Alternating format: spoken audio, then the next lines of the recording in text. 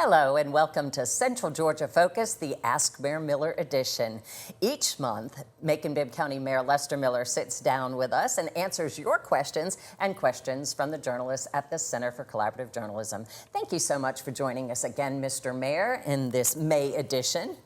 Now, you called the fiscal 2027 budget the most difficult to craft since your days on the school board and the post-Romaine Dahlman era. So why was this one so difficult? Well, it's difficult because the current economic environment that we're living in. Over the last several years, Macon-Bibb County has been very fortunate to be able to roll back the millage rate over 50%. And we're very hard to do that because we realize that people have expenses that are going up in their household. They're able to manage their budget without getting large increases in their pays. So our budget's just the same. We want to tighten up our belts a little bit. Money's coming in, like it has before, but expenses are going up. When you look at transportation costs with fuel, travel costs for training, food costs, electricity costs, all those things go up. And not just at your household, at Macon-Bibb County's household as well. So we have to make sure that we do everything we can to try to keep our budget in line. And this year is one of those situations where we have to keep it very tight, very lean. And I think our budget shows that. You see very little increases except for public safety, and you see some decreases as well. Our citizens will be able to vote in November whether to provide a senior citizen property tax exemption. But you also mentioned that politicians have been promising no property taxes or property tax caps, and that could actually hamper us here. Can you explain? Well, that's correct. One thing, last year there was a House bill that came out, and I believe it was 481, that capped the amount of revenue that a county could receive, despite whatever values that they may have. Macon-Bibb County, of course, opted out of that because we were not able to do a FLOST, which is another penny sales tax like Warner Robins just passed. Because we're consolidated government, right? Because we're consolidated government, so they tied our hands behind our back, won't let us do that, but they want to cap the revenue. When you cap the revenue like that, your long-term growth potential stops as far as growing your city, and so you have to maybe do small increases to keep up with the times. And Macon-Bibb County didn't allow to do that, and this year they went back under Senate Bill 33 and opted everybody back in, including the school systems, which means we do have that cap. And when you have that cap, it may get into a situation where you have to, normally would roll back the millage rate, but we have to keep the millage rate the same. This budget already anticipates the millage rate to stay the same, not to be cut this year, not to increase, but to stay the same. Of course, the school board is trying to cut nearly $24 million to balance its budget and make up for a shortfall. What do you think will happen there, and will that affect your economic strategy? Well, I think we always, we have our own economic strategy. I do think that a lot of times people get the misperception that their taxes are going up because maybe one entity's taxes went up and the overall county rate may go up. But Macon-Bibb County doesn't receive any more money in the government part. I think they're going to have to make some hard decisions. I looked at some of the options they have there. Certainly, there's an increase in class size that nobody doesn't like, but we did those many times when I was there. That saves about $3.8 million. They're going to have to consolidate some schools. Like it or not, you can't lose 520 students and not look at consolidation of schools. Nobody likes that topic, but in the end, if it increases the better education for our students, they're going to have to consider that. Not just the financial reasons, but certainly that plays a part of it.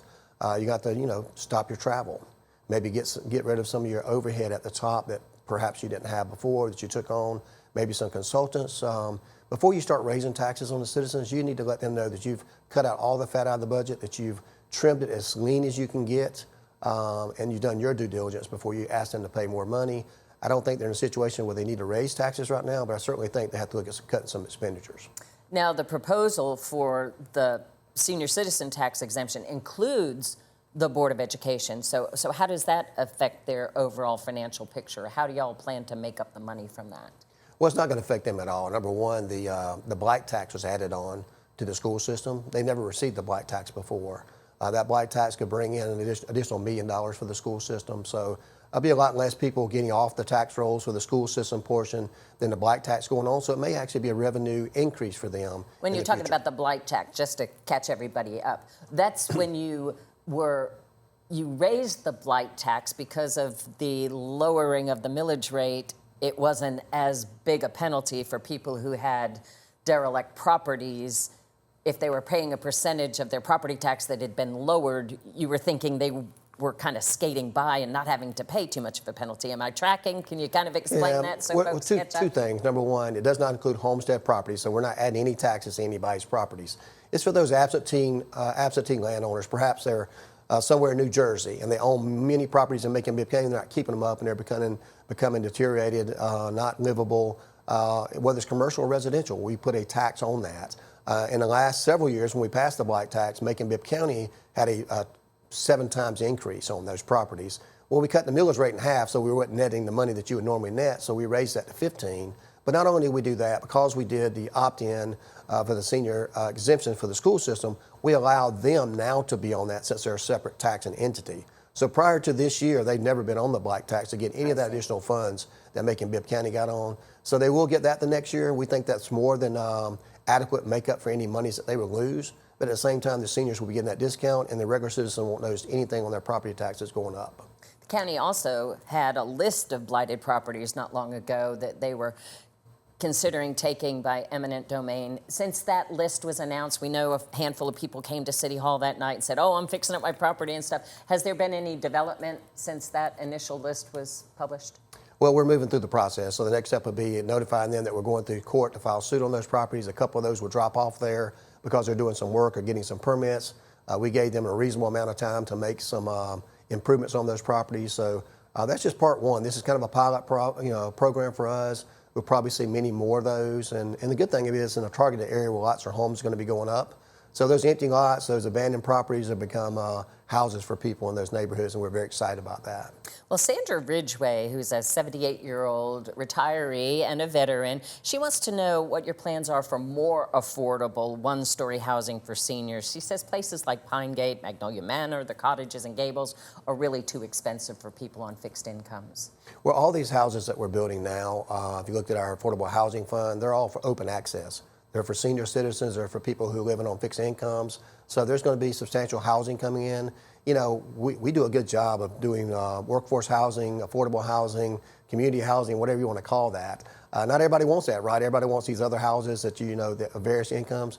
We have a diversified portfolio. Macon-Bibb County has issued more permits for housing than we've done in the last decade, from my understanding. There's condos going up, there's townhouses going up, there's single families going up.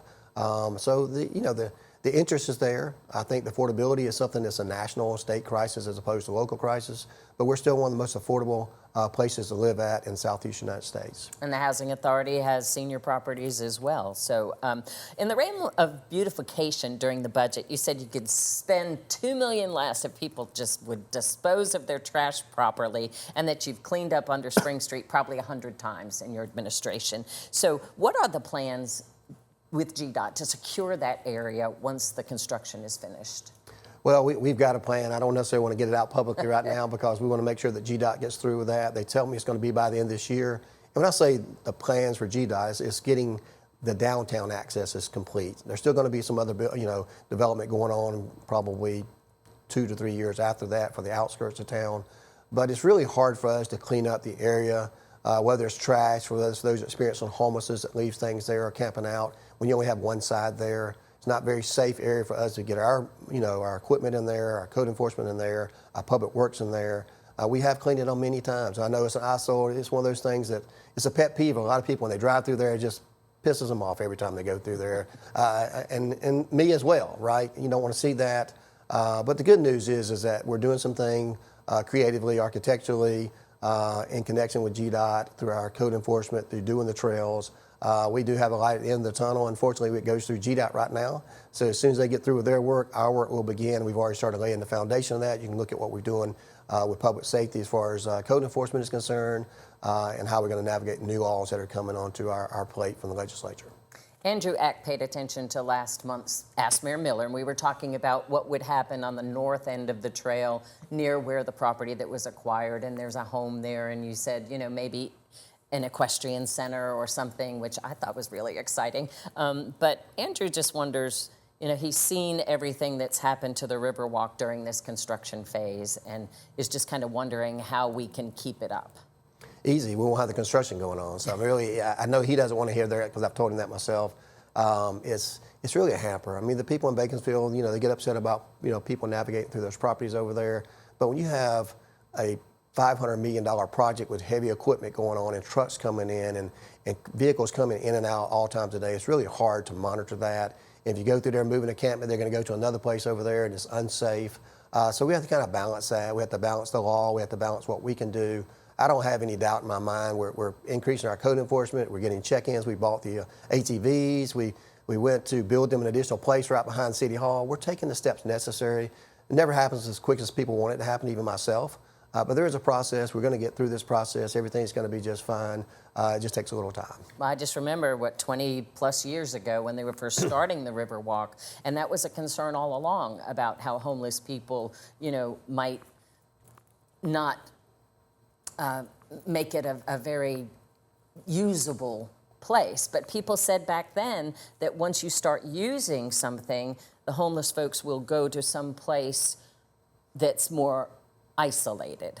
And we kind of saw that happen because, people were using the Riverwalk and everything was fine. It wasn't until that people stopped using it that these camps have come up. It wasn't until the interstate project started getting hot and heavy in that area there.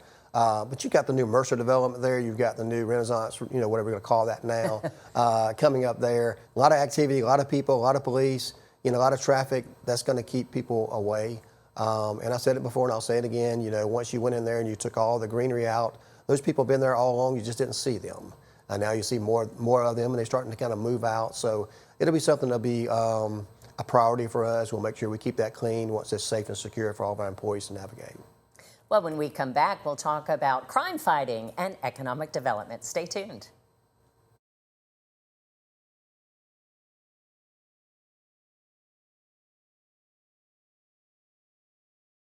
Welcome back to Central Georgia Focus, the Ask MayorMiller edition. Now, also in the budget, you mentioned renewing ShotSpotter from the general funds. Initially it was American Rescue Plan Act funds, and it's a $525,000 annual contract. So why is that program worth so much?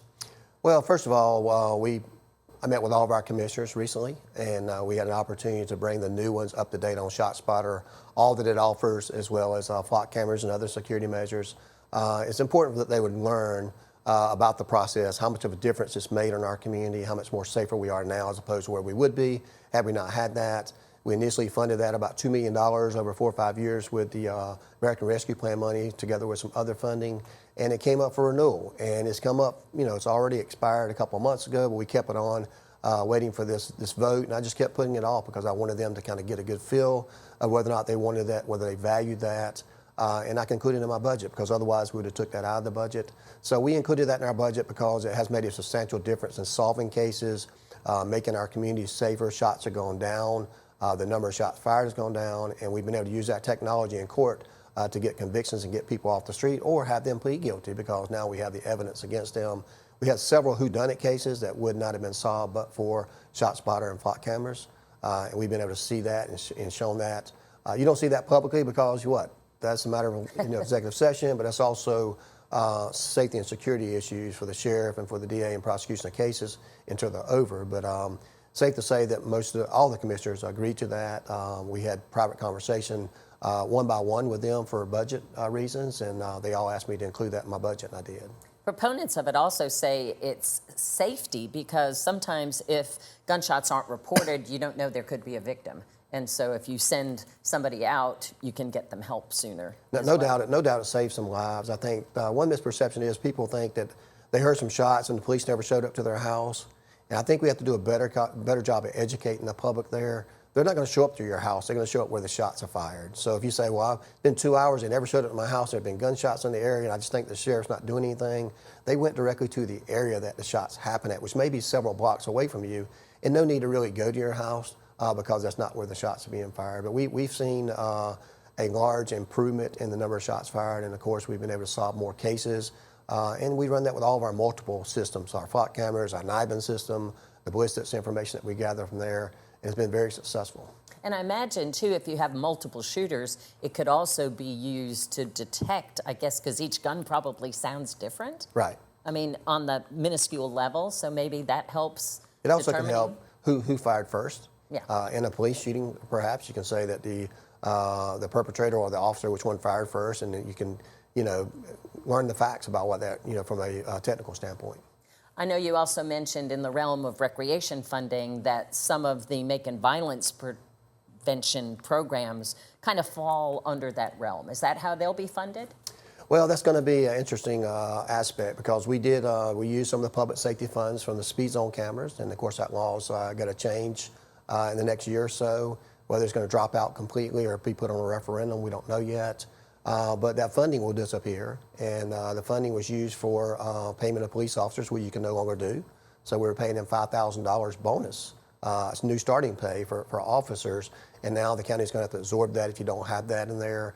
You also have some of our violence prevention programs through our community foundation that was funded through that special sponsored accounts.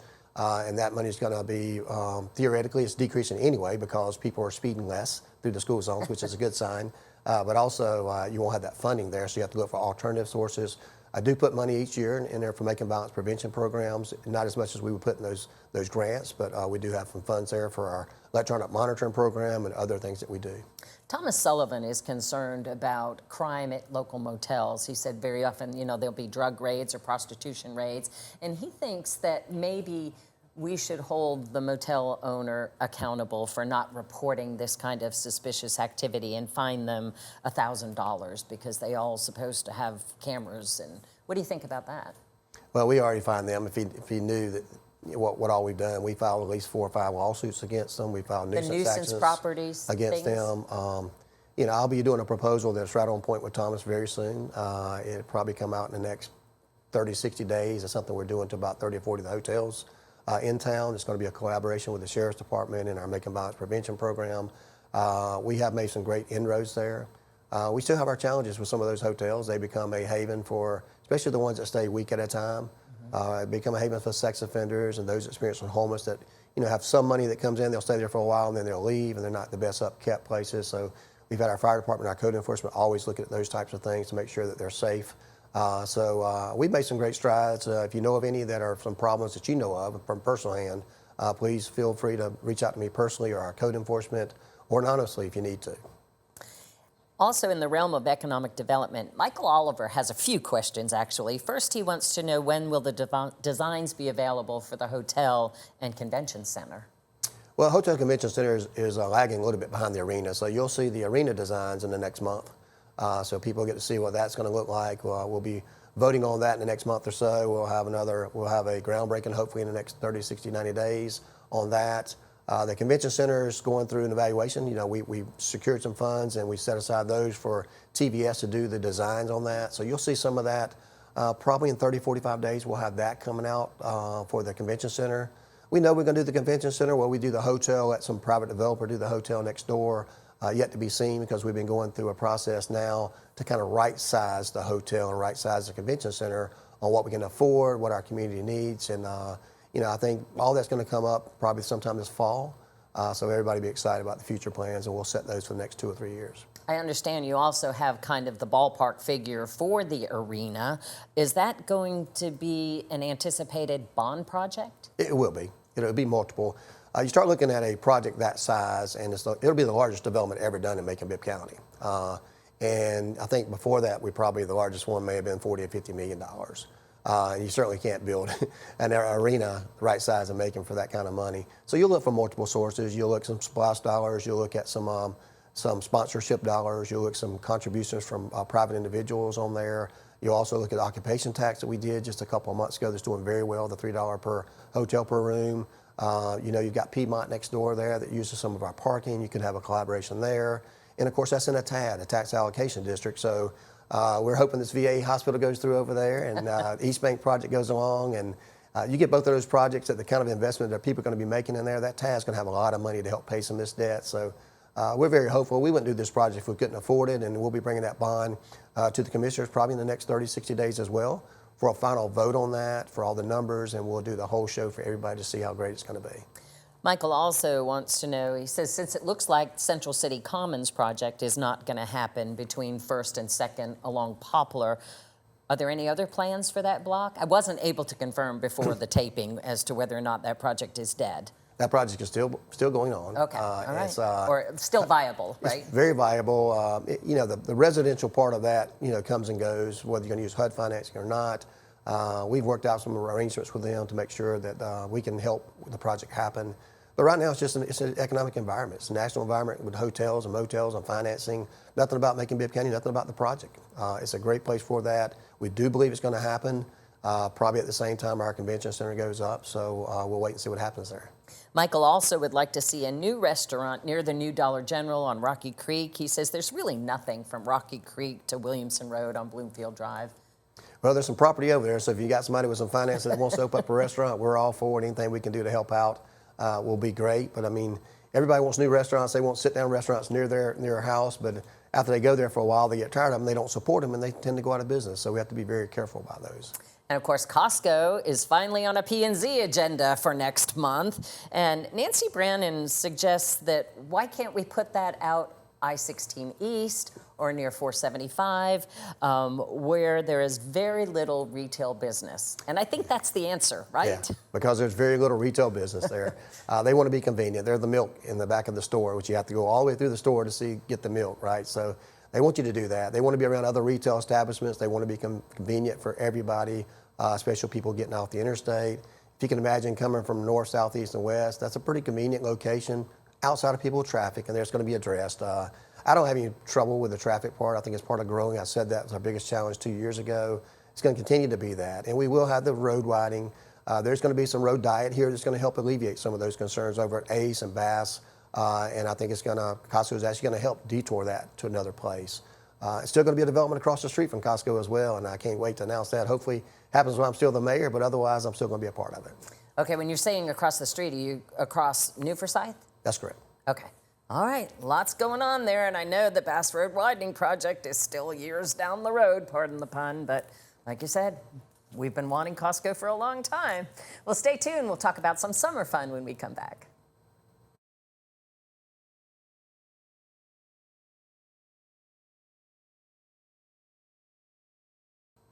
Thank you for staying with us for Central Georgia Focus, the Ask MayorMiller edition. You know, summer's starting to heat up, and the politics are really heating up, too, because we have these runoffs. Any thoughts on the election? Well, you know, I sat back after this last election and thought about a few things. Number one, I looked at all the races that I played a part in the last 2 years. 24 races. 20 of those people won. And a couple more that didn't win are on the runoff ballots now. So it's very successful here in Macon. Locally, folks that we supported, I feel real good about the Macon Water Authority, the school board races happening. The state, you know, think about this. You know, people want to talk about the third term, and it amazes me how much emphasis people put on that, because I don't put that myself, right? And then thinking that one race has something to do with the third term, which is it's laughable. There's 8 people up there. It hasn't been a single vote, and the reason they didn't get voted last year or considered because John Kennedy resigned in the middle of the term, and they only had so many people there. But also think about 2 of the people for the top positions were in our local delegation. Burt Jones for governor and Lieutenant Governor John Kennedy were both in our local delegation. And people are going to support who they want to support for, whether it's a Democrat or Republic. But I'm just saying that the top 2 positions on the entire organizational chart for the state of Georgia have candidates from that was on a local delegation. So I think that's a lot to be said. Unfortunately, we've got to hear a lot of these negative ads and continue to hear all these commercials and radio and TV and text and getting mailers every day. June the 16th, we hope it's all going to be over, and then we'll do it all again in November. Some candidates came out. You know, I don't think there's any surprises. I looked from the top to the bottom. I didn't see a single surprise on my ballots that I looked at of somebody I thought were going to win that didn't win, and vice versa. It just wasn't any really shockers now. Maybe what order they in may be one thing, but really who's in the runoffs is not a shocker at all. So I think there's a lot that's going to happen this summer. I can't wait for June the 16th to get here and to be gone, because we can have some rest and relaxation for a few months without politics being involved, and keep doing the things we do every day, and that's trying to improve the lives of our citizens. There seemed to have been a lot of social media chatter about your endorsements and your political posts and stuff, but don't political leaders try to put together coalitions? I mean, isn't how that works? I mean, we see how the president has been, campaigning and getting people in and out of office. I try not to compare myself to the president or anybody on that, the magnitude. But I think it's, people don't like it when I get involved in races. And it's just, my endorsement's worth just as much as your endorsement, right? If you want to do it, you can do it. I mean, some of our county commissioners endorsed 4 people who all lost, right? And that was kind of a slate. I don't know if they were just for them because I was against them or vice versa. But people have a right to their own opinions, and they're going to follow those things. Listen, Miriam Parrish, I supported her opponent. At least, halfway through the race, I gave him an endorsement right there at the end. And I think he's going to be a good leader, and he may be a good leader in that position another day. But the next day, I congratulated her as well. She's still a member of our local delegation. I still think a lot of her. I think she's done some good things in the community. I was not happy with the grade that she scored on there, and perhaps, looking back, I probably could have handled it a little different. Maybe just put everybody's score out there. And you're talking about the chamber state grade. chamber grade. And what does that take into consideration? It takes into consideration various bills that legislative members vote on that were priorities of the state. And I think, I think in particular, you have to look at everybody's individually. Some people wear it with a badge of honor if you get a low score, and that's fine. Some people in the business community who reached out to me and brought that to my attention were very upset with that. But like I said, it's not an end-all, be-all, because I think just a couple of years ago, I think she scored an A plus on that, and this time she got a U. So it's not the end. Like I said, it's not the end of everything, and I think people can judge it for what they do, and that's just a lesson that we all have to learn. I think it's going to be a little bit more focused the next time when it comes up because it's very business-centered. And you can't have small businesses, as you say, you support and jobs that you want to create if you don't help remove some of the regulatory things that, perhaps prevent them from being a successful business. Cherie Bell wants to know if Cedar Ridge Cemetery next to Evergreen off Houston Avenue can be brought under the city maintenance as it's overgrown and eyesore, not safe. Not if we don't own the property, and I think we're not in the cemetery business, but we've inherited a lot of defunct cemeteries, so certainly she can reach out about that and give some more information on that. We spent a lot of money to get Evergreen as best as it can be over there, over $500,000, I think, just last year alone, a little bit more. We also have Riverside Cemetery that we operate, and we have several other cemeteries. One we don't have is Linwood, and I was at Linwood for the Memorial Day celebration, and I wish we could do a little bit more to support that. I think that's a valuable resource that we could do some more partnerships. We do provide some limited cleaning opportunities there, and we've given some grant money there and worked out some easements there. But it's a great place. We need to produce a little bit better and kind of help people. Volunteerism is the only way we can get that done now. But like I said, we're not going out every day to try to add cemeteries to our asset portfolio because they drain a lot of money out. But certainly the perpetuity that they had a long time ago in those cemeteries are starting not to work out very well. And also earlier this month, the county went into an agreement with Lovejoy Capital to proceed with planning renovations at Lake Tobesofkee. Can you explain that process and how the public will be involved going forward? Well, the key word you said is planning there. We haven't decided anything to do there. We want them to take a look at it. People want better fishery there. They want the beaches to look better. They want the algae or the pH test to be done. They want more improvements out there. They want the dam to be taken care of.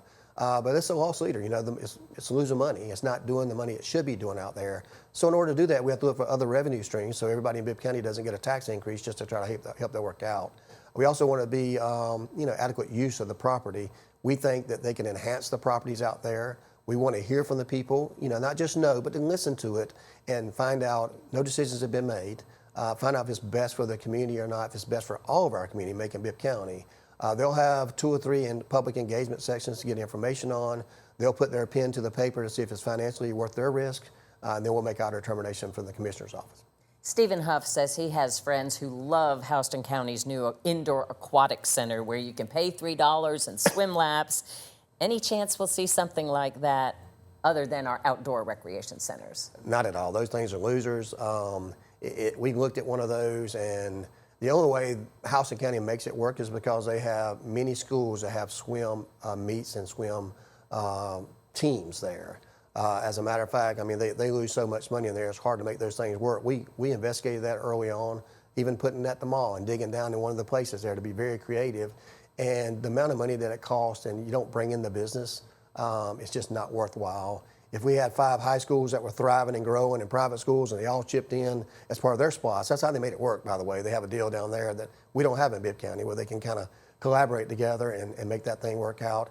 And plus, if we opened up one, theirs would fall. That doesn't make sense. It's like if they try to open up an amphitheater there or a civic center there, it's going to hurt ours and hurt theirs. You're not going to be able to survive. I think we need to stay in our own lanes in that respect. And I think in order for theirs to do well, we have to stay out of that business. If we got into it, they probably both would fail. I know we're wrapping up, but you're speaking about working together. Can you tell us how the new Joint Development Authority is going to work? We have representatives from Macon-Bibb County, from Peach County, and from Houston County. We elected, members the other day. I'm the vice chair of that is right now. The chair is out of Peach County, and then Dan Perdue is, of course, the chairman. Is going to be the treasurer there. It's going to work together like our other development authority does to manage money, to manage a potential project there. And we look forward to, having some good announcements, good jobs coming up. But that authority is going to manage all that. It's going to be equal representation between the three counties because it requires regionalism to make a project that substantial work. We're coming in on the heels of Memorial Day, and the county rededicated the Rodney Davis Memorial at Rosa Parks Square. It was really kind of one of the first full-fledged ceremonies in the renovations there. Any thoughts about that? It was a hot day. It's a great day, and I think missing those trees that used to be there. We got shade there, and you never can recognize a hero like Rodney Davis enough. But more importantly, it's about educating the public on the significance of that type of person with that kind of character, and never forget. And we won't forget. And I think Rosa Parks Square is the most appropriate place for that. Gives a chance for people to remember, to show their gratitude, and also it's a place for unity. I think that place has been a place for unity. And people are starting to come together, and certainly we can all do that around Memorial Day. Home of the free because of the brave. That's right. Thank you very much, Mr. Mayor, for joining us, and thank you for being part of our program. Remember, send your questions to mercerccj@gmail.com, and we'll get you some answers next time we meet. Thanks for joining us.